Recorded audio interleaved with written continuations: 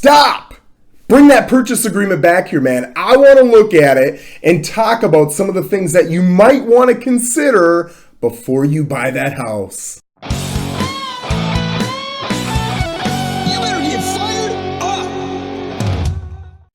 So you might walk in and absolutely love the huge expansive kitchen, right? And it's got brand new granite countertops, new appliances. It's stunning, right? Or maybe your husband walks in and sees the great room and it's got huge 2-story ceilings and you're thinking about that Christmas tree that's going to go in there and all the kids that are going to fill it. Man, you fall in love with that stuff. But what I want to bring up to you today are 3 things that you're going to want to consider as a home buyer on day one before you fall in love with those things, okay? So I by no means want you to not fall in love with those things. I simply want to make sure that when your poor realtor comes in 5, 8, 10 years and explains that your value isn't quite what you think it is because of the things I'm about to talk about, you at least understand it, right? You buy into it and you say, I fully understand it and I still want to move forward, because making a purchase is not a bad thing. Making a purchase without knowing what you're getting into is, okay? So let's get into those 3 things. What is number 1? Thing number 1 is probably the one that pops to most people's minds, and that's the schools.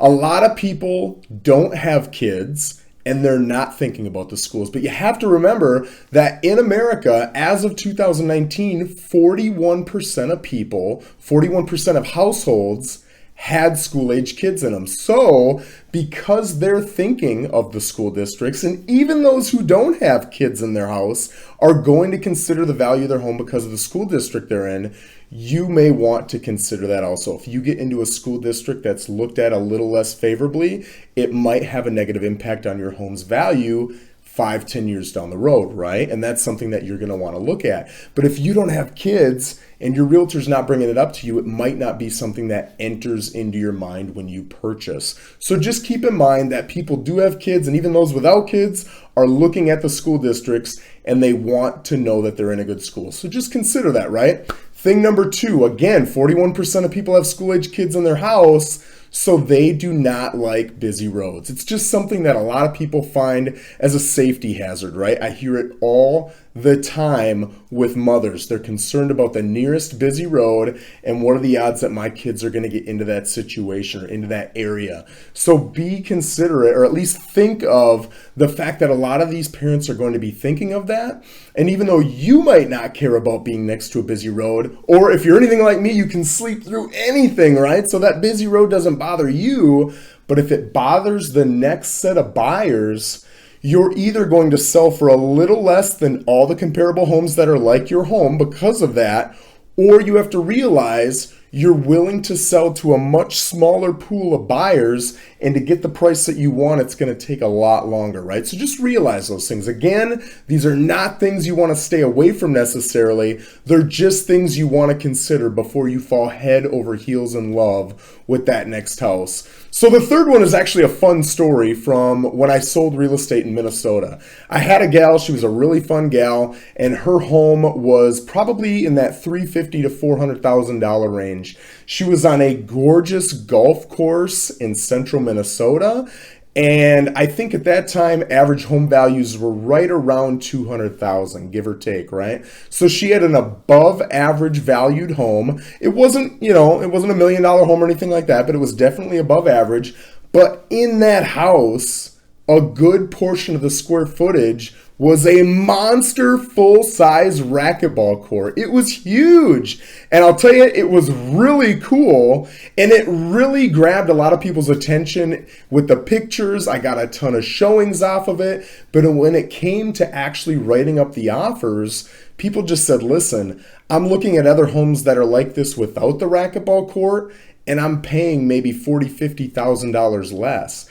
I don't know that I want to pay $40,000, $50,000 for a racquetball court. So we had a tough decision to make. Either you have to value the racquetball court at 10, 20, 30% of the value that it took to build it, or you have to realize that you are looking for a very small percentage of buyers who are actually going to value that racquetball court. And you got to remember too, a lot of people will say, I'm willing to wait for that buyer. Remember that buyer knows exactly what I said also a lot of times. So even though they're willing to value that racquetball court because they find value in it, they know that the market doesn't, because they've watched videos like this, right?